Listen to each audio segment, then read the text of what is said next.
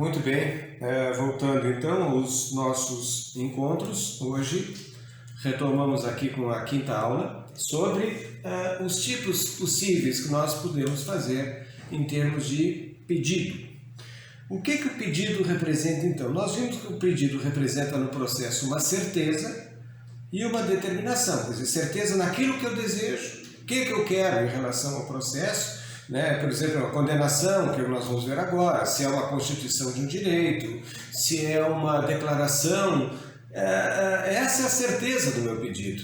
E o pedido determinado é aquilo que eu realmente, objetivamente desejo. Quer dizer, eu quero 10 mil reais, eu quero a devolução de um automóvel, eu quero o refazimento de uma cirurgia mal feita. Então vejam que são vários tipos de pedidos que se podem fazer, desde que eles sejam providos dessa certeza e dessa determinação. É possível, vimos também, um pedido indeterminado quando e se houver ainda uma indeterminação do objeto, né? No caso da herança, que eu não sei afinal que herança é esta, no caso de uma situação de lesão corporal em alguém, que resultado isso pode dar, se uma deficiência parcial, se ela é permanente, se ela não é permanente, quer dizer, não definitiva. Então tudo isso vai depender, evidentemente, de uma determinação futura. Hoje eu não a tenho, mas essa determinação virá. Então é possível, diz o Código, nessa questão, de fazermos os pedidos chamados pedidos não determinados, mas genéricos, né?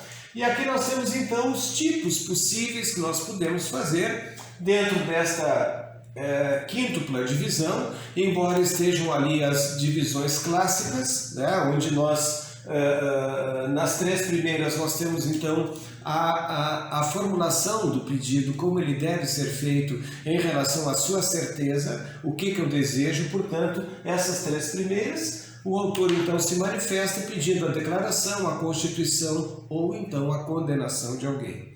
Vamos ver nessas três primeiras, então, uma divisão, inclusive clássica, das próprias sentenças. Eu já disse a vocês, entre pedido e sentença tem que existir uma sintonia muito presente. Quer dizer, que dentro dessa perspectiva, a sintonia está exatamente naquilo que for pedido e a resposta do juiz a esse pedido. Então, haverá essa imbricação, essa condição de vamos dizer, de relação direta entre pedido e sentença, quer dizer, o que deseja o autor e o que o juiz responde. Então, nesse sentido, nós vamos ter esta modalidade então, de resposta, que a sentença, portanto, é a resposta do juiz às partes, e aqui nós vamos ter, então, o autor pedindo uma declaração. O que é a declaração? A declaração em si engloba um ato de mero acerto para que seja declarada alguma coisa em relação a um determinado período, se houve ou não um negócio jurídico, se existe ou não um contrato entre as partes, né? Em outras palavras, a declaração pura e simples da autenticidade ou da falsidade do documento. Então, nesta condição declaratória, o artigo 19 do Código de Processo Civil nos diz, então, com toda clareza, esta situação em que o autor pretende uma mera declaração. Vejam, a declaração por si só, ela não tem consequências. Uma vez declarado o direito, né, declarado, por exemplo, documento falso, está declarado, né, não tem uma consequência maior, né?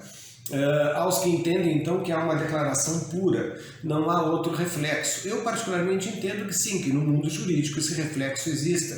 Na medida que eu declaro falso um documento, eu também, no mundo jurídico, estou, vamos dizer, que desconstituindo o próprio documento. O que eu tenho aí? Uma função constitutiva negativa, quer dizer, desconstitutiva do próprio documento. Mas, enfim, há os puristas, né, que entendem puramente a ideia de uma sentença de pura declaração, que não tem efeito ou não projeta efeito nenhum na sociedade ou no mundo jurídico, e aqueles que entendem, como eu, que realmente a declaração ela vai ter consequências, ainda que reflexas, ainda que anexas a esta situação declarada. Muito bem.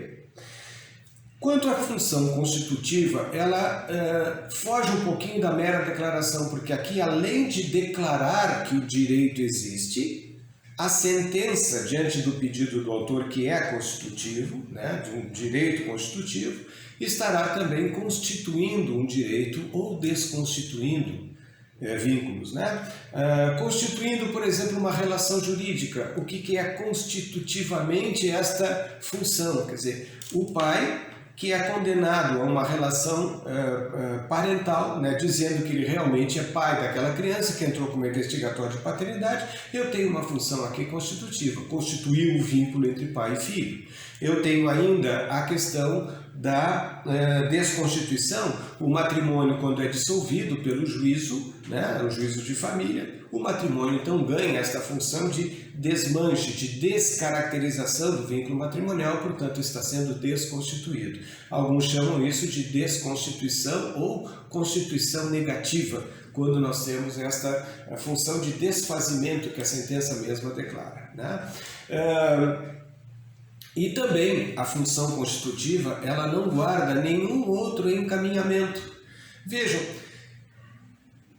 uma vez declarado o direito, quer dizer, na sua Constituição, o pai é pai daquele filho, então basta que a pessoa, o representante legal do menor, pegue essa sentença e leve ao cartório de pessoas e lá faça a averbação dessa sentença.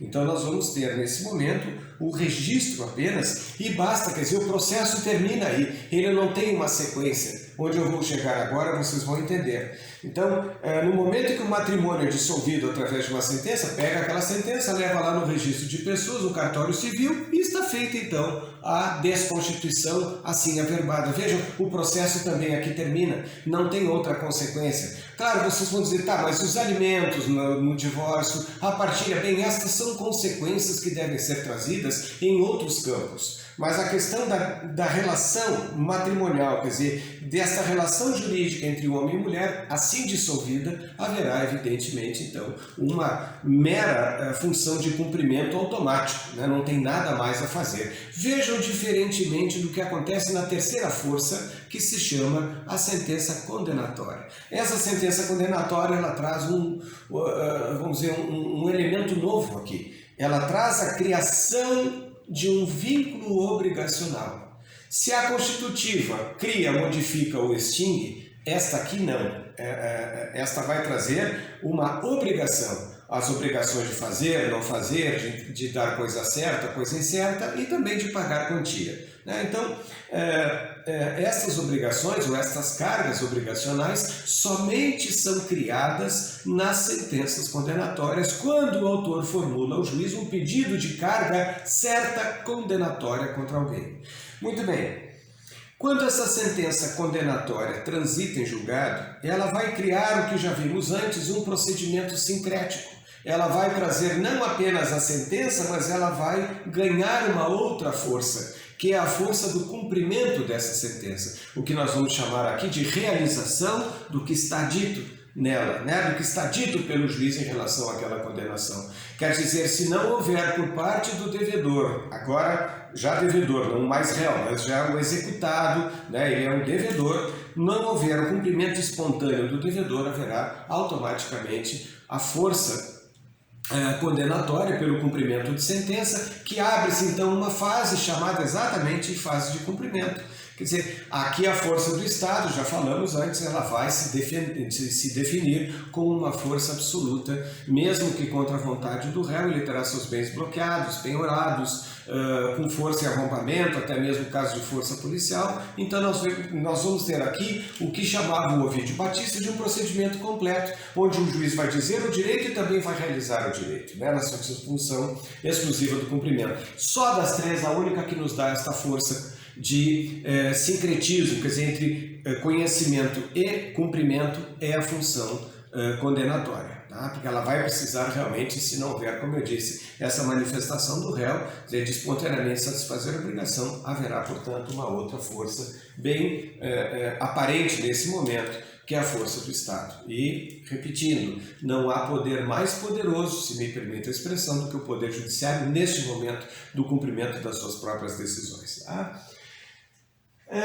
E ali na realização eu já falei no sentido de ser não apenas a função do cumprimento de sentença quando houver um título executivo judicial, mas também do título executivo extrajudicial, que é através do processo de execução. Se executam os bens do devedor, quer dizer, o patrimônio dele é comprometido para o pagamento daquele crédito ainda não pago por esse devedor. E, finalmente, a tutela provisória, que dividida em urgência e evidência, que é uma tutela que se dá como verdadeiro apoio ao processo de conhecimento, né? E a tutela provisória, ela pode flutuar entre declaração, constituição, condenação, de acordo com a necessidade deste apoio. São as chamadas medidas de urgência, né, que também podem ser aqui vistas quando é necessária uma providência jurisdicional imediata, como a entrega de medicamento, um leito no hospital, alimentos, enfim, situações tantas que a vida já nos expõe, no sentido de agora, imediatamente, já o juiz se posicionar para que haja esta providência, né, assim reclamada pelo autor, em caráter urgente e imediato.